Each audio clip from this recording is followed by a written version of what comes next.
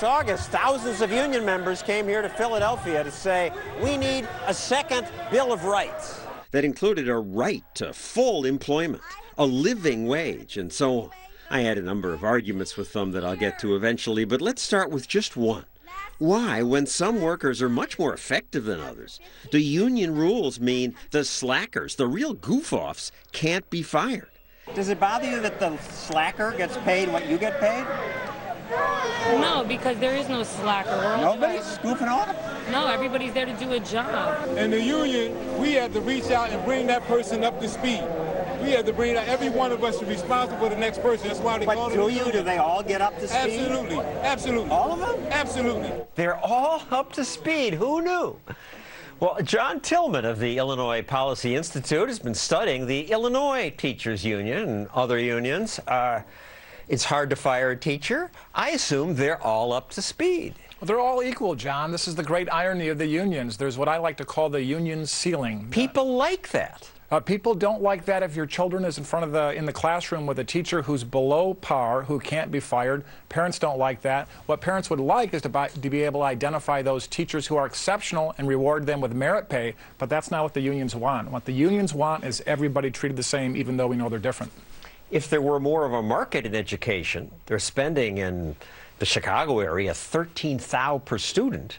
The best teachers might make $300,000 a year. The exceptional teachers who take kids coming out of poor neighborhoods in Chicago would be greatly rewarded. The problem is with the Chicago Teachers Union strike we just had is what they were fighting for is a lack of accountability, a lack of measurement. They don't want to be held accountable by parents. And the real tragedy of this, John, is that there was no parent at that negotiating table in Chicago. Now, I have to believe that most of the teachers want to do the right thing, and they want more for themselves, but the numbers are interesting, and I don't think most of the public knows this.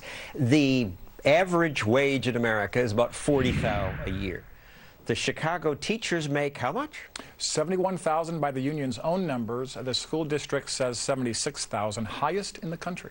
Not including pension. Not including pensions. Medical, which brings it up to maybe 80 or 90. That's more per hour than architects, nurses, accountants get. And they don't work that long.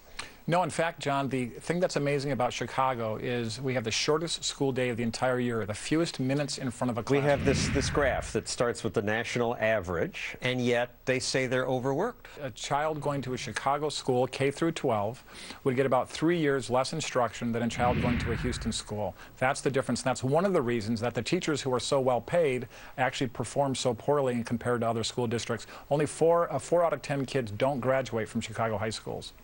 And teachers tell me, you're not counting all the time I do away from school. I take work home. And they do, but the government's Bureau of Labor Statistics calculated that, and they still found the average public school teacher works 36.5 hours per week. It's less than a 40-hour week.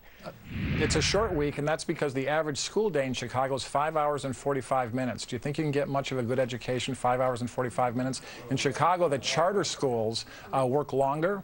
They take work home, too. They're graduating 76% compared to the general average in Chicago system of 56%.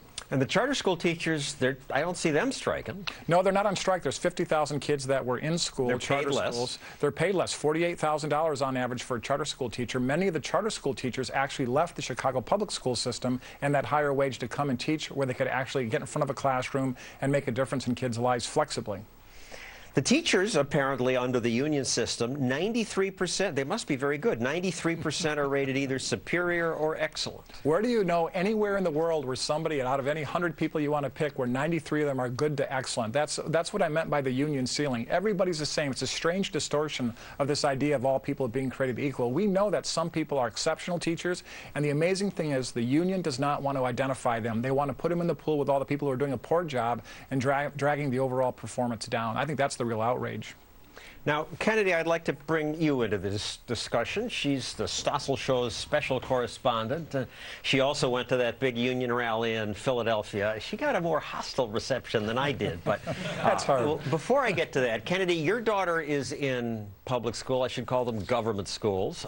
Yes, that's in correct. Los Angeles. So what's your reaction to what John says? Well, I hear what he says, and as a parent, it's really scary because all you want for your child is the best possible classroom experience. That is the most important thing, and there has to be some level of accountability. I mean, as a parent, I would love if my involvement helped in rating teachers. You know, they don't want to be rated on the tests. They don't want to be rated on students' performance. What metric are you possibly going to use? And these they that They're you're magical smearing, powers? These they include your parents who were teachers. Yeah, both my parents were educators at various points in their careers. And, you know, my mom says the same thing. She knows that there are wonderful, brilliant teachers out there who change people's lives. Think about the best teacher you had growing up, and they still have an impact on you. I mean, wouldn't it be wonderful if we could trust that our kids are going to have those experiences? And when it's all about the unions, and it's all about the stranglehold, and it's all about the pensions and benefits, it makes teachers the enemy, and they shouldn't be. They should be part of the thing that makes children in this country more successful, so we blossom on a global scale. But, John, the union says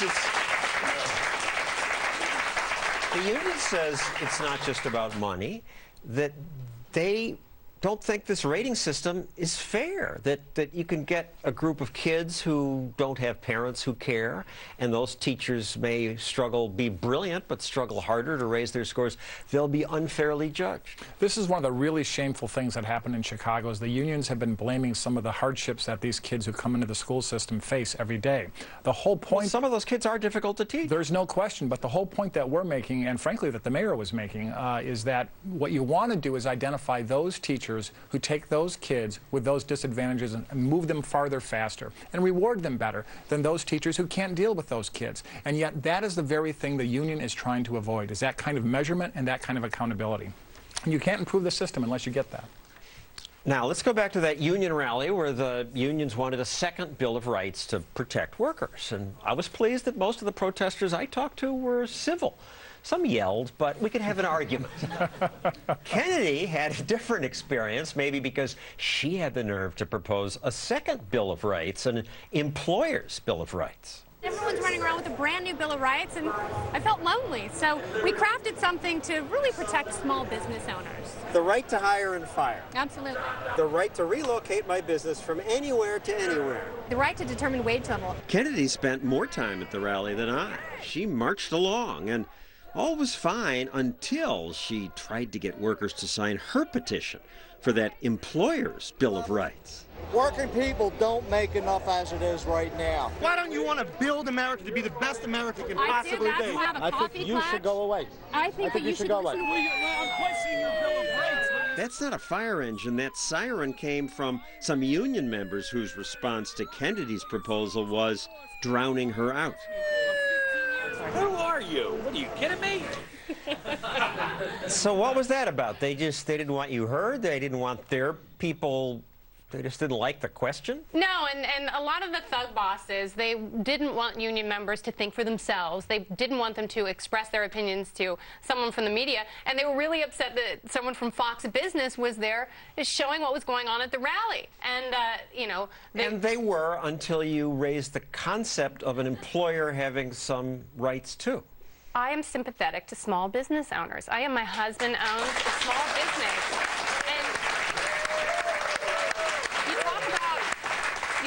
Teachers spending 36 hours a week on a job they love, they're passionate about.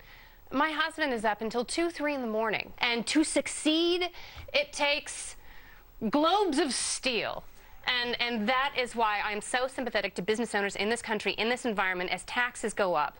And by contrast, at the rally, many union workers acted as if they own their jobs. Civil rights laws do say employers can't fire you because of age, gender, race, disability. The unions take it further. They say the employer has no right to say no religious displays or that you have to dress professionally.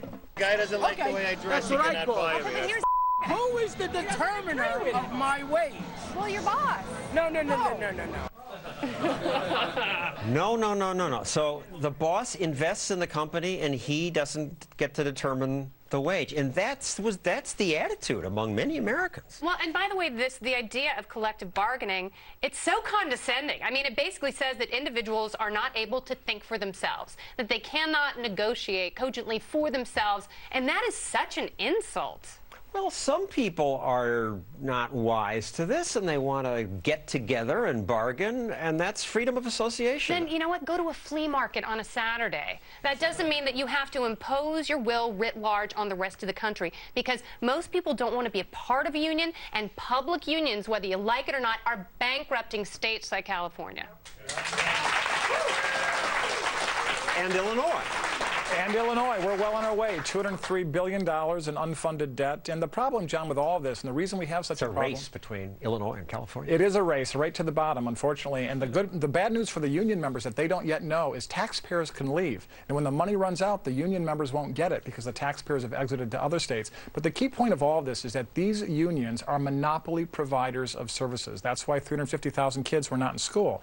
And as a monopoly provider of service, they are taking control of our government at the local and state level away from we the people. And that's the thing that we have to start focusing on and reassert control. The monopoly part is interesting because I don't see people striking outside movie theaters or supermarkets.